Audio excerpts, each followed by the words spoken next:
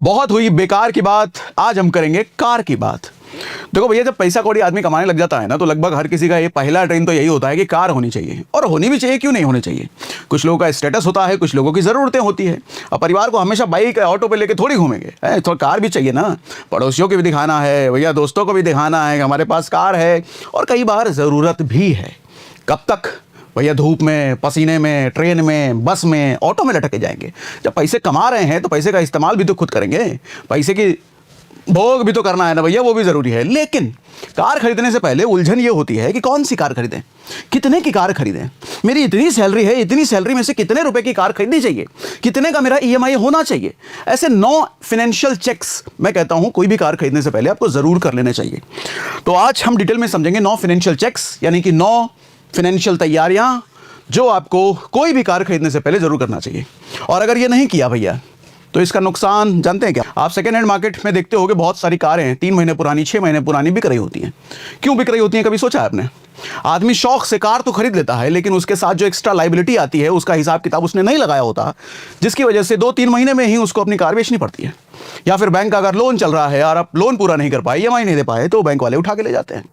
ऐसी 9 तैयारियां भैया बहुत जरूरी है अगर चाहते हो कि आपकी कार आपके पास रहे और आपका कार आपके लिए सिरदर्द ना बने और आपके कार की ईएमआई आपके लिए बर्डन ना बने, जिंदगी सुकून से चलती रहे। कार खरीदने के बाद भी जो एसी जैसे ठंडा करता है ना, कार का एसी एकदम चिल कर देता है, ऐसे ही दिमाग हमेशा चिल होना चाहिए, सुकून भरा हुआ दिमाग होना चाहिए कार खरीदने के बाद भी। तो इसीलिए ये 9 फाइनेंशियल चेक्स जरूरी है। अगर ये 9 फाइनेंशियल चेक नहीं करोगे तो फंसना तय है, निश्चित फंसोगे भैया। कार आपके लिए कार नहीं, हाहाकार बन जाएगा जिंदगी में। हाहाकार लेकर के आएगा, भूचाल लेकर के आएगा कार, अगर ये 9 फाइनेंशियल तैयारियां नहीं है तो इसीलिए समझो भैया ये 9 तैयारियां क्या क्या है। सबसे पहली चीज पर्पस बहुत जरूरी है। आप कहोगे पर्पस, हाँ जरूरत है, हमको बहुत जरूरत है कार की। वही तो समझना है सर। कई बार हमको लगता है कि हमको जरूरत है, लेकिन जरूरत होती नहीं है। सबसे पहले आइडेंटिफाई करोगे सच में जरूरत है आपको कार की। कैसे जरूरत करें, कैसे आइडेंटिफाई करें सर। ये चेक करो कि कहीं आप कार इसलिए तो नहीं खरीदना चाहते हैं कि फलानमा के लड़कावा ने खरीद लिया है इसलिए हमको भी खरीदना जरूरी है, हमारे पड़ोसी ने खरीद लिया है इसलिए जरूरी है। रोज सुबह ऑफिस में जो हमारा कलीग है जहाँ पे हम बाइक लगाते हैं, वहीं पर उसकी कार खड़ी होती है और उसका कार देख करके हमारा कलेजा जल जाता है, इसलिए हमको भी कार चाहिए। इसलिए तो नहीं खरीदना चाह रहे हो। अगर इसलिए खरीदना चाह रहे हो तो मैं तो कहूँगा रुक जाओ। या फिर अगर आप इसलिए खरीदना चाह रहे हो, आपकी ज़रूरत है सर, जितने का खर्चा आपका बाइक में या ऑटो में या इसमें उसमें हो जाता है, उतने का खर्चा आपका कार में भी होगा, तो आप ज़्यादा सहूलियत से जल्दी ऑफिस पहुंच पाओगे, ज़्यादा आपकी प्रोडक्टिविटी बढ़ पाएगी। या परिवार को आपको 4-5 लोगों को बार बार कहीं ले जाना आना पड़ता है, या ऐसी कोई भी चीज़ जो कि नीड का पार्ट है, सिर्फ दिखावे का पार्ट नहीं है, देखा देखी वाला काम नहीं है। अगर सच में ऐसा है तो आपकी नीड है, फिर आप ज़रूर खरीदें। लेकिन ये भी गलत नहीं है, अगर स्टेटस के लिए भी खरीद रहे हो, दिखाने के लिए भी खरीद रहे हो, तो मैं गलत इसको भी नहीं कहता हूँ। लेकिन ये सही तब होता है जब आपके पास ये ज़रूरत ना पड़े, जब आपको ये देखने की ज़रूरत ना पड़े कि भैया ये इतना जो ईएमआई जाएगा, इतने ईएमआई से हमारा बर्डन तो नहीं बढ़ जाएगा कहीं, हम इतना ईएमआई ऑलरेडी दे रहे हैं और कितना ईएमआई दे सकते हैं। ये सब कैलकुलेशन से अगर आप ऊपर उठ चुके हो, मतलब पैसा इतना अच्छा खासा कमा रहे हो कि ईएमआई कितना भी जाए आपको टेंशन नहीं है, या कैश में कार खरीदने की औकात रखते हो, फिर ये आपके लिए ज़रूरी है।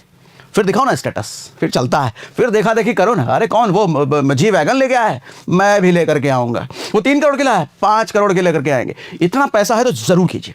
लेकिन अगर इतना पैसा नहीं है तो इस पार्ट को अवॉइड करो सर, इसके लिए काम कीजिए। अगर सच में नीड है, ज़रूरत है, तो खरीदिए, बिल्कुल खरीदिए।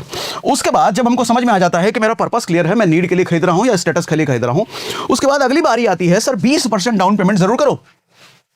आजकल ऐसी ऐसी स्कीमें आती हैं, कार के शोरूम में जाओगे तो वहाँ लोन वाला बैठा रहेगा, बैंकर बैठा रहेगा, वो कहेगा अरे काहे को डाउन पेमेंट देना, आपको 100% पैसा हम आपको लोन देंगे ना। आप खुश हो जाते हो, अच्छा 100% कुछ देना नहीं पड़ेगा खुद से, अरे वाह वाह बहुत बढ़िया, यही गाड़ी ले लेते हैं। लेकिन वही तो जाल है, वही तो जाल है भैया। विष्णु जी ने, वो कौन था राक्षस जो शंकर जी से वरदान ले लिया था और कोई भी देवता उसको मार नहीं पा रहे थे, तो विष्णु जी मोहिनी का रूप लेकर के आए थे उसको फंसाने के लिए। भस्मासुर, हाँ भस्मासुर, मोहिनी का रूप लेकर के आना। यानी कि भैया हर चीज़ जो आपको बर्बाद करने के लिए आती है उनमें से ज़्यादातर चीज़ें मोहिनी, मतलब समझ लो खूबसूरत, मन को मोह लेने टाइप बन करके आता है। तो ऐसे ही कार शोरूम में बैठा हुआ वो आदमी बैंक का आपको कहेगा क्यों देना सर, अपने पैसे अपने पास रखिए, 100% लोन करवाता हूँ ना आपका, आप कहोगे सारा कुछ लोन पे, बहुत बढ़िया, यही है बर्बादी की शुरुआत। नहीं करना सर। इससे देखो होता क्या है, अगर गाड़ी 8 लाख रुपए की है, आपने 100% उसका लोन ही ले रखा है और 5 साल का आपने लिया है लोन, तो वो 8 लाख की गाड़ी सर 8 लाख की रहेगी नहीं। 5 साल बाद पता चलेगा कि वो गाड़ी 12 लाख 13 लाख की पड़ चुकी है आपको। 15 लाख की गाड़ी है तो 22 लाख 23 लाख 24 लाख की पड़ चुकी है आपको। और अगर 6 लाख की गाड़ी है तो पता चलेगा 10 लाख की हो चुकी है, 6 लाख की रही नहीं वो, क्योंकि आपने पूरा का पूरा लोन करवा लिया था। लोन आपको बैंक वाला फ्री में देगा, उस पर इंटरेस्ट लगाता है सर। इंटरेस्ट काहे भूल जाते हो? नहीं हमको तो इतना ईएमआई देना पड़ेगा, आदमी खाली ईएमआई गिनने में रह जाता है, इतना ईएमआई हम दे देंगे और एक्स्ट्रा जो इंटरेस्ट ले रहा है आपसे बैंक वो ठीक है भैया। 100% लोन तो कतई नहीं लेना है। इतनी औकात होनी चाहिए कि 20% डाउन पेमेंट आप कर पाओ। 20% डाउन पेमेंट कहने का मतलब, अगर लाख रुपए की चीज़ है तो 20,000 होना चाहिए। लाख रुपए की चीज़ कहाँ आती है यार, लाख रुपए में कौन सा गाड़ी आता है। कुल मिलाकर के 10 लाख की अगर गाड़ी है तो 2 लाख रुपए आपके पास होने चाहिए। इतना तो डाउन पेमेंट का रखना भैया। और 2 लाख के अलावा थोड़ा 100-200 500 रुपये मिठाई उठाई भी करवाओगे ना कार में, शोरूम में जो दरवाजा खोलता है, घर आओगे तो अपने अड़ोसी पड़ोसी को कुछ खिलाओगे ना भैया, 2-4-5 हज़ार रुपये उसके लिए भी रखना अलग से। तो इतनी अगर औकात है तो बिल्कुल आप कार लीजिए। और आप कहते हो इतनी भी औकात नहीं है हमारी, कहाँ से 10 लाख की गाड़ी में 2 लाख, हम लोग 2 लाख तो बचे ही नहीं भैया, सारा कुछ खत्म। फिर तुमको काय को गाड़ी लेना भैया? बाइक में चलो, ऑटो में चलो, मेट्रो में चलो, ट्रेन में चलो, बस में चलो। औकात है नहीं और गाड़ी ही लेना है, फिर औकात बढ़ा लो, थोड़ा और कमा लो, उसके बाद लेना गाड़ी। गाड़ी का कौन सा बंद होता जा रहा है, सारा का सारा सर शोरूम, आपकी ज़िंदगी कौन सी खत्म होती जा रही है। ये जो 20% है जो देना है, ये उधार भी नहीं लेना है। आप कहोगे ठीक है 20% अभी मेरे पास तो नहीं है, लेकिन हम दोस्त से ले लेंगे, ससुराल से ले लेंगे, इससे ले लेंगे, उससे ले लेंगे। ये 20% उधार का भी नहीं होना चाहिए, क्योंकि जब आप उधार ले रहे हो तो वापस भी तो करोगे। तो एक तो कार की ईएमआई आएगी आपके सर पे, दूसरा ये उधारी सर पे आएगा, डबल बोझा लेकर के आओगे। और अगर एग्जिस्टिंग पहले से कोई ईएमआई चल रहा है तो भैया एक्स्ट्रा और बोझा हो गया। तो कार सुकून के लिए लाना है, कार को जिंदगी में लाके हाहाकार नहीं मचवा लेना है, ठीक है। और दूसरा ये 20% जो है क्रेडिट कार्ड से भी नहीं देना है, क्योंकि क्रेडिट कार्ड भी उधारी है, लोग भूल जाते हैं। क्रेडिट कार्ड को अपनी जागीर समझते लोग, हमारे पास क्रेडिट कार्ड है, कहीं भी गुजर दिया। आपका नहीं है क्रेडिट कार्ड, बैंक का है, बैंक लेगा, वापस करना है, ठीक है। और ये 20% इमरजेंसी फंड तोड़ करके भी नहीं लेना है। किसी तरह की सेविंग अगर कर रखी है, कहीं बचत है, कोई इन्वेस्टमेंट है, कोई एसआईपी है, उसको तोड़ करके भी 20% नहीं लेना है सर, क्योंकि वो इन्वेस्टमेंट ही बुरे समय के लिए है, वो इमरजेंसी फंड ही बुरे समय के लिए है। कार लेने के बाद अगर बुरा समय आ गया, आपने बैकअप तो तोड़ दिया अपना, तो बैकअप नहीं तोड़ना है, ठीक है। वो 20% जुगाड़ करने के लिए ये सब गलतियां नहीं करनी है। पहले तो 100% लेना नहीं है, 20% डाउन पेमेंट जरूर देना है, और वो 20% यहाँ से नहीं आना चाहिए, खुद की जेब में होनी चाहिए, सेविंग अकाउंट में होना चाहिए। कोई इन्वेस्टमेंट तोड़ करके वो 20% नहीं आना चाहिए, ठीक। 20% डाउन पेमेंट जरूरी है। उसके बाद इमरजेंसी फंड, कार अगर लेने जा रहे हो तो पहले ये चेक कर लो, क्या आपके पास कल को नौकरी चाकरी चली गई तो क्या 6 महीने का सर्वाइवल है आपके पास। सर्वाइवल कहने का मतलब क्या इतना पैसा सेविंग में रख लिया है कि आपके 6 महीने का खर्चा घर का आराम से चल जाए। अगर आपकी भैया मैं कहता हूँ 25,000 रुपये सैलरी है, तो यानी कि 1.5 लाख रुपए क्या आपके सेविंग अकाउंट में है। 50,000 रुपये सैलरी है तो क्या 3 लाख रुपए आपके सेविंग अकाउंट में है। अगर हैं तो निश्चिंत होकर खरीदिए, बहुत बढ़िया, चेक क्लियर, ये चेक भी क्लियर हो गया। लेकिन अगर ये नहीं है तो रुक जाओ, मत खरीदो कार, थोड़े दिन और होल्ड कर लो, पहले ये बना लो, क्योंकि कल को भैया कार लेने के बाद भी अगर कोई इमरजेंसी पड़ गई, पैसे की जरूरत पड़ गई, तो जो लिया हुआ कार है वो बेचना पड़ेगा। फिर वही कार चमचमाती हुई 2 महीने पुरानी, 3 महीने पुरानी सेकेंड हैंड मार्केट में बिक रही होगी, आपको देख करके बड़ा दर्द होगा आपको। तो ये गलती भी नहीं कीजिएगा भैया। इमरजेंसी फंड अगर नहीं बना पाए हो, समय नहीं पल पाया, बचत नहीं हो पाई, इतना कुछ लगा पड़ा रहा ज़िंदगी में, तो पहले ये काम कर लो, पहले ये काम कर लीजिए, उसके बाद कार लीजिएगा। 6 महीने की बात है, ठीक। उसके बाद एग्जिस्टिंग ईएमआई, मैं देखो होता है बैंकिंग में एक टर्म होता है FOIR, जिसका मतलब होता है fixed obligation to income ratio. यानी कि बैंक जब किसी को लोन देती है तो ये देखती है कि उसके टोटल इनकम का 45% से ज्यादा कमाई कहीं वो लोन की EMI पे करने में तो नहीं दे रहा, ऑलरेडी एग्जिस्टिंग जो भी EMI चल रहे हैं। यानी कि किसी की अगर लाख रुपए सैलरी है तो कहीं 45,000 रुपए से ज्यादा तो EMI भरने में नहीं जा रहा उसका। अगर 50,000 रुपए सैलरी है तो कहीं उसका 27-28,000 रुपए लोन की EMI भरने में तो नहीं चला जा रहा है। अगर ऐसा है तो ऐसे आदमी को लोन नहीं देना पसंद करती बैंक, क्योंकि डर है भैया इसका EMI ऑलरेडी बहुत जा रहा है, अब लोन दे देंगे तो इसकी EMI हो सकता है ना भर पाए। मैं इसको थोड़ा सा और स्ट्रिक्ट करता हूं, मैं कहता हूं 35% से ऊपर नहीं होना चाहिए। लाख रुपए की अगर किसी की सैलरी है सर, 35,000 से ऊपर EMI नहीं होनी चाहिए आपकी। अगर 35,000 से ऊपर की EMI ऑलरेडी है लाख रुपए की सैलरी में, तो कार अभी रोक लो कुछ दिन के लिए, कार थोड़े टाइम बाद खरीदना, क्योंकि इस 35 को आप 30 ले आओ, 35 को आप 40 कर लो, थोड़ा मतलब ईएमआई का बर्डन कम हो जाए, ईएमआई का परसेंटेज कम हो जाए, तब लेना कार। और वैसे भी कार अगर आपको लेनी है तो मैं कार कहता हूँ आपकी इनकम का, मंथली सैलरी का 15% से ऊपर ईएमआई नहीं होनी चाहिए। यानी कि 1 लाख की किसी की सैलरी है तो 15,000 से ऊपर की कार की ईएमआई नहीं होनी चाहिए। 50,000 की किसी की सैलरी है तो 7,500 से ऊपर कार की ईएमआई नहीं होनी चाहिए। आप कहोगे सर हमारी 50,000 की सैलरी है लेकिन हमको लेना क्रेटा है, बहुत पसंद है सर, ड्रीम है, ड्रीम है सर हमारा क्रेटा, ब्लैक कलर की। 50,000 की सैलरी में ड्रीम पूरा करना है तुमको, लोन लेकर के पूरा करना है ड्रीम तुमको। ऐसे ही लोगों की वजह से भैया ये क्रेडिट कार्ड वाली कंपनियां, लोन वाले बैंक, ये सब अमीर होते हैं और आप गरीब होते हो।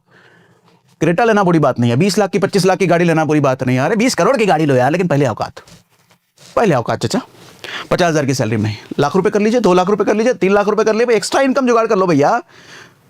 जब कमाई इतनी हो जाए फिर लीजिए कार, नहीं तो होल्ड करो, पोस्टपोन्ड करो, खुशियां बनी रहेगी जिंदगी में। जितनी जल्दी आप लोन से ड्रीम पूरे करने की कोशिश करोगे उतनी जल्दी जिंदगी से खुशियां बाहर चली जाएगी। अब आप सोच लो आपको जिंदगी में गाड़ी चाहिए या खुशियां, मन का सुकून चाहिए या गाड़ी चाहिए है? अगर कमाई बड़ी है तो ये सब लाइए, नहीं कमाई बड़ी है तो रुक जाइए, ठीक है चाचा।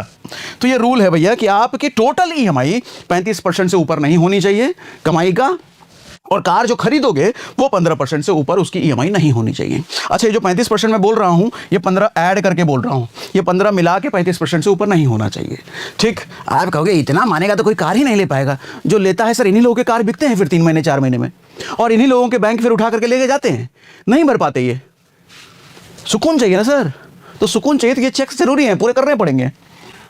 उसके बाद health and term insurance.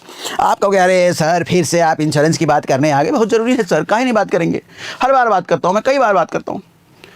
Sir मान लो कार ले लिया आपने और भगवान ना करे, ये बात इसलिए कह रहा हूँ कि सड़क पर हजारों कार हादसे होते हैं, उन्होंने भी अपनी प्लानिंग नहीं की होती कि कभी मेरा कार एक्सीडेंट हो जाएगा, सब अनप्लान्ड होता है।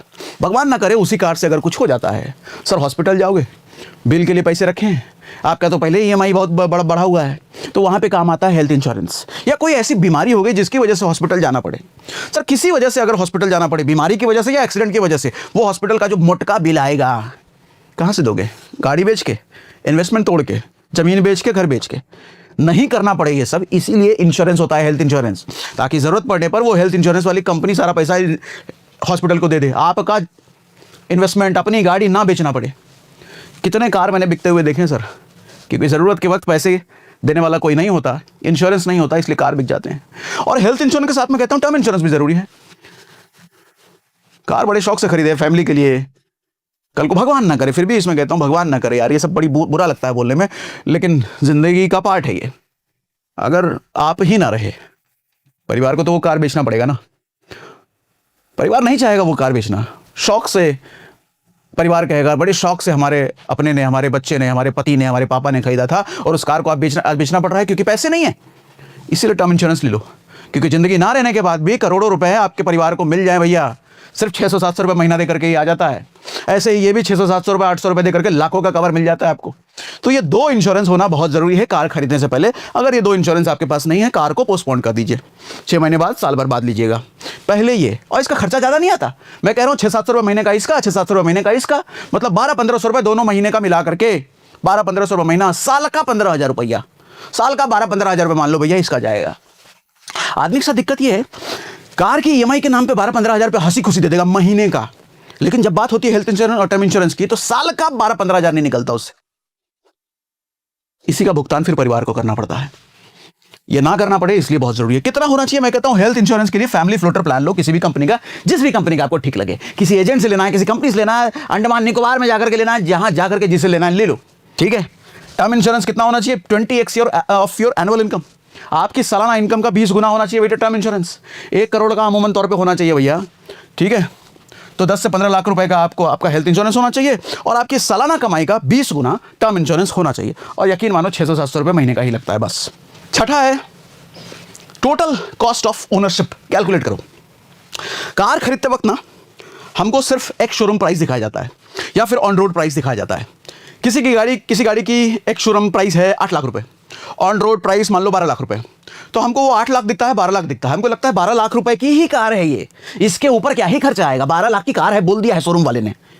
नहीं है सर 12 लाख की कार आप अगर 12 लाख की कार खरीदते हो तो सर उसमें इंश्योरेंस भी होता है, इंश्योरेंस भी होता है सर। अगर आप 10 लाख 12 लाख की कार लेते हो ना तो सालाना इंश्योरेंस की फीस जाएगी आपकी 25,000 रुपये, 30,000 रुपये। आप कहोगे नहीं हमारा तो 7-8 हज़ार रुपये जाता है, वो 2 करोड़ का इंश्योरेंस है। कल को गाड़ी चोरी हो गई, एक्सीडेंट हो गया तो इंश्योरेंस का कवर नहीं मिलेगा आपको। बताऊंगा इसके बारे में, बताता हूँ आपको, ठीक है भैया। तो इंश्योरेंस का भी पूछ लो शोरूम से कि हर साल हमको इंश्योरेंस में कितना देना है, क्योंकि वो हर साल आपका जाएगा अलग से। फ्यूल कॉस्ट 12 लाख की गाड़ी सिर्फ 12 लाख की नहीं है। क्या पानी पे चलेगा, हवा पे चलेगा, पेट्रोल भी तो भरवाओगे। अब देख लो महीने का कितने का पेट्रोल भरवाओगे, 6,000, 8,000, 10,000 रुपया। 10,000 रुपये का अगर महीने का पेट्रोल आप भरवा रहे हो तो साल का 1,20,000 रुपये हो गया। तो साल का 1,20,000 रुपये वो भी ऐड कर लीजिएगा, वो भी खर्चा ही है कार का ही। कार नहीं था तो वो 1,20,000 बच रहा था, कार आया तो वो 1,20,000 अब जाएगा, ठीक। उसके बाद सर्विस कराओगे तो फ्री में होगा। नहीं हमारा तो 5 साल का सर्विस फ्री है सर, कोई भी सर्विस फ्री नहीं होता। आप पूछ लेना शोरूम वाले से, जब आप शोरूम नई गाड़ी भी खरीदते हो ना, नई गाड़ी की भी सर्विस कराने जाते हो, वो फ्री कुछ बेसिक चीज़ें होती हैं, लेकिन उसके अलावा पैसे लगते हैं सर। कार सर्विस फ्री मुझे तो लगता है स्कैम नहीं बोलना चाहिए, लेकिन है एक तरह का स्कैम ही। फ्री तो ऐसे बोलते हैं जैसे 1 रुपये नहीं लगेगा, लगता है सर्विस में, वारंटी में भी लगता है। पूछ लेना उससे, वो खुद ही बताएगा। तो ये आपका एक्स्ट्रा हो गया ऐड। उसके बाद पार्किंग, जहां खड़ी करोगे पार्किंग फीस लगेगा, टोल लगेगा, फास्टैग लगेगा, ये सब आपकी गाड़ी की कीमत में ऐड होता है, जो कोई नहीं बताता और कोई कैलकुलेट भी नहीं करता। तो इसीलिए मैं कहता हूं कि भैया अगर आपकी ऑन रोड कीमत अगर 12 लाख की है तो ये सब मिला जुला करके वो 15-16 लाख की कार पड़ती है या 14 लाख की कार पड़ती है। तो वो कैलकुलेट करना जरूरी है, कैलकुलेट कर लीजिएगा टोटल कॉस्ट ऑफ ओनरशिप कितनी पड़ रही है। उसके बाद लोन टेन्योर, सर 7 साल का लोन मिल जाए आपको, 7 साल बहुत बढ़िया। नहीं सर, जितना ज़्यादा लोन उतना ज़्यादा इंटरेस्ट, उतनी ज़्यादा महंगी गाड़ी होती चली जाएगी। तो लोन का टेन्योर 3 से 5 साल से ऊपर नहीं रखना। कोशिश कीजिए कि 3 साल में खत्म हो जाए आपका लोन, या मैक्स टू मैक्स 5 साल खत्म हो जाए। 7 साल तो कतई लेकर के मत जाइए, आजकल 7 साल का भी आ गया है टाइम। तो लोन टेन्योर जितना कम रखिए उतना ज़्यादा अच्छा है। उसके बाद कंप्रीहेंसिव इंश्योरेंस, हाँ इसी की बात कर रहा था मैं। लोग गाड़ी तो ले लेते हैं, उसके बाद सस्ते से सस्ता इंश्योरेंस चाहते हैं गाड़ी का। इंश्योरेंस का पर्पस मैंने आपको अभी थोड़ी देर पहले बताया हेल्थ और टर्म के केस में। सर लोग ना थर्ड पार्टी इंश्योरेंस ले लेते हैं, जहां पर कंप्रीहेंसिव इंश्योरेंस आपको साल का शायद 25,000 रुपए का मिल रहा होता है, थर्ड पार्टी इंश्योरेंस 6 या 7 हजार रुपए का मिल रहा होता है। मतलब 1/4 कीमत होती है थर्ड पार्टी की। अब आप सोचोगे 6,000 में मिल रहा है, 25,000 में मिल रहा है, तो मैं 6,000 का क्यों ना लूं, है पैसे बचाऊं। लेकिन आपको ये नहीं समझ में आता कि ये 25,000 वाला बेवकूफ है, 25,000 का प्लान लेकर के बैठा है, क्यों बेच रहा है 25,000 में ये। सर इंश्योरेंस का पर्पस होता है गाड़ी कहीं ठुक आ गई तो कंपनी पैसे दे दे, गाड़ी अगर चोरी हो गई तो कंपनी आपको गाड़ी का पैसा दे दे। ये सब चीजें इसमें नहीं कवर होती है, सब नाम का होता है। पूछ लेना उससे जो सस्ता हुआ बेच रहा है, बस चालान ना पड़े इसके लिए ये होता है।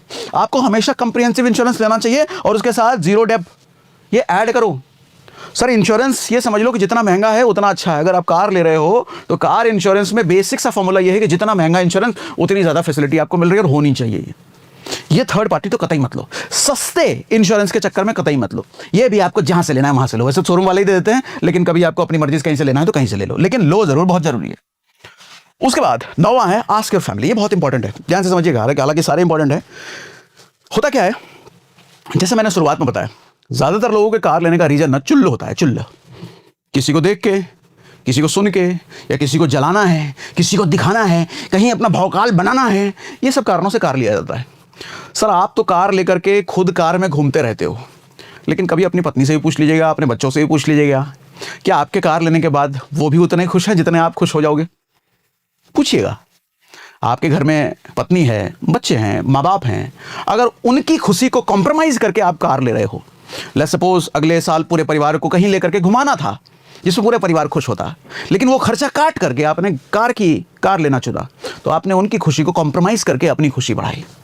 लेट्स सपोज माँ बाप को कहीं दर्शन कराने थे, उनका कोई दवाई दारू का खर्चा था, वो खर्चा काट करके या कम करके आपने कार लेना पसंद किया, तो उनकी प्रायोरिटी कम करके आपने अपनी प्रायोरिटी बढ़ा ली। परिवार से पूछिए सर, कोई भी कार लेने से पहले एक बार डिस्कस कर लीजिए कि जितनी खुशी, जितनी जरूरत आपको उस कार की है, कि आपका परिवार भी उतनी ही जरूरत फील कर रहा है कार के लिए, तो जरूर लीजिए। और अगर नहीं, कहते हैं कि कार अभी छोड़ दो, बाद में लेना, अगले साल लेना, मानिए वो बात, नहीं तो पछताना पड़ता है। ठीक है, ये पॉइंट आपको कोई भी नहीं बताएगा, लेकिन ये बहुत जरूरी पॉइंट होता है भैया। ये सब चीज़ें मैंने जिया है, ये सब गलतियाँ मैंने की है, इसीलिए मैं बता पाता हूँ, क्योंकि जितनी ज़्यादा गलतियाँ जिसने की है वही तो आपको सिखा पाएगा। तो ये सब गलतियां मेरी खुद की हुई हैं, मैंने बहुत सारे पछतावे देखे हैं अपनी ज़िंदगी के, इसलिए कहता हूँ कि ये सब गलती आप ना करो भैया। बाकी ठीक है, और एक बार समरी आपको दे ही दूं भैया। समरी ये है कि पहला तो पर्पस आइडेंटिफाई करो, दूसरा 20% डाउन पेमेंट की औकात होनी चाहिए आपकी, इमरजेंसी फंड मत तोड़ देना भैया गाड़ी लेने के चक्कर में, एग्जिस्टिंग ईएमआई भी कैलकुलेट कर लो, 35-40% से ऊपर अगर ईएमआई आपकी सैलरी की पहले ही जा रही है तो कार लेना कुछ दिन के लिए पोस्टपोन कर दो। हेल्थ और टर्म इंश्योरेंस जरूर लेना, कॉस्ट ऑफ ओनरशिप भी कैलकुलेट कर लो, टोटल कार लेने की कॉस्ट कितनी पड़ रही है, लोन का टेनियर भी देख लो कि 30 से 5 साल से ऊपर का नहीं होना चाहिए, कंप्रीहेंसिव इंश्योरेंस ही लो कार का, थर्ड पार्टी मत लो, और उसके बाद फैमिली के साथ बैठ के जरूर डिस्कस करो। तो एनालिसिस, ये पूरा वीडियो कैसा लगा आपको कमेंट बॉक्स में लिख के जरूर बताइएगा हमको भैया, इस तरीके से इतना डिटेल में तो कोई बताता ही नहीं है सर जैसा आप बताते हो।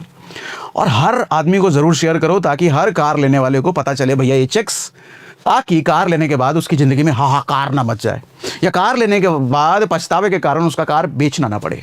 तो ये चेक्स ज़रूरी हैं, शेयर करके सबको बता दो भैया, वीडियो पहुँचा दो, उनको पता चल जाएगा। चलो आज के लिए इतना ही। दोस्तों, क्या आपने कभी सोचा है कि कार खरीदने से पहले सबसे ज़रूरी चीज़ क्या होती है? कार का मॉडल, फीचर या ईएमआई नहीं, सबसे पहले ये जानना ज़रूरी है कि क्या आपको सच में कार की ज़रूरत है भी या नहीं। क्योंकि आज बहुत लोग सिर्फ दिखावे के लिए कार खरीदते हैं और बाद में ईएमआई, इंश्योरेंस, मेंटेनेंस और पेट्रोल के खर्च में फंस जाते हैं। सागर सिन्हा सर कहते हैं कि कार एसेट कम और लायबिलिटी ज़्यादा बन सकती है। अगर आपने बिना कैलकुलेशन के खरीदी तो कार लेने से पहले अपनी इनकम और मंथली एक्सपेंस का हिसाब लगाइए। कभी भी ऐसी कार मत खरीदिए जिसकी ईएमआई मंथली इनकम के 15 से 20% से ज़्यादा हो जाए। दूसरी ज़रूरी चीज़ है डाउन पेमेंट। जितना ज़्यादा डाउन पेमेंट करेंगे उतना कम लोन और कम इंटरेस्ट देना पड़ेगा। और सिर्फ शोरूम प्राइस देखकर खुश मत हो जाइए, क्योंकि असली खर्च उसके बाद शुरू होता है। इंश्योरेंस, सर्विस, फ्यूल मेंटेनेंस और हिडन चार्जेस भी कैलकुलेट करना बहुत ज़रूरी है। अगर आपकी ज़रूरत सिर्फ डेली ट्रैवल की है तो हो सकता है अभी बाइक, मेट्रो या सेकेंड हैंड कार ज़्यादा स्मार्ट डिसीजन हो।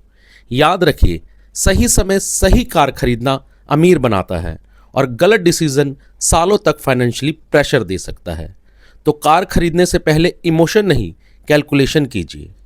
तो दोस्तों, अगर आपको आज की वीडियो पसंद आई हो और आप भी सागर सिन्हा सर के फ़ैन हो तो वीडियो को लाइक करना और चैनल को सब्सक्राइब करना ना भूलें।